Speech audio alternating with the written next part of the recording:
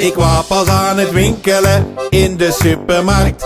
Je weet wel om we pizza's en we bier te kopen. Ziek vanuit mijn ooghoek ter hoogte van de kwark.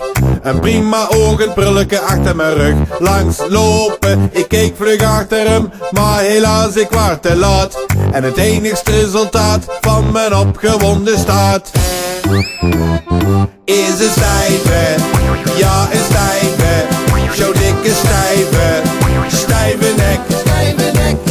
Blijkbaar sta of zit ik vaak verkeerd hem op mijn plek, zodat ik mijn kop moet draaien en mijn spieren weer verrek. Ik heb een stijve, ja een stijve, echt een hele dikke stijve nek.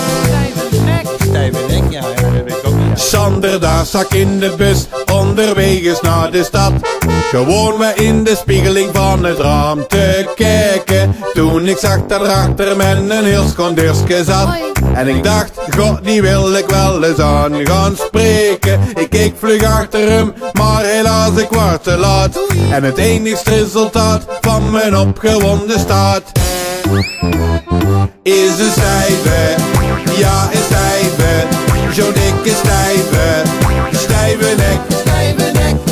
Blijkbaar sta of zit ik vaak verkeerd hem op mijn plek, zodat ik mijn kop moet draaien en mijn spieren weer verrek. Ik heb een stijve, ja een stijve, echt een hele dikke stijve nek. Ja, al die vrouwtjes doen me pijn als ik er alleen al maar naar kijk. Dat is toch niet normaal, of ben ik nou gek?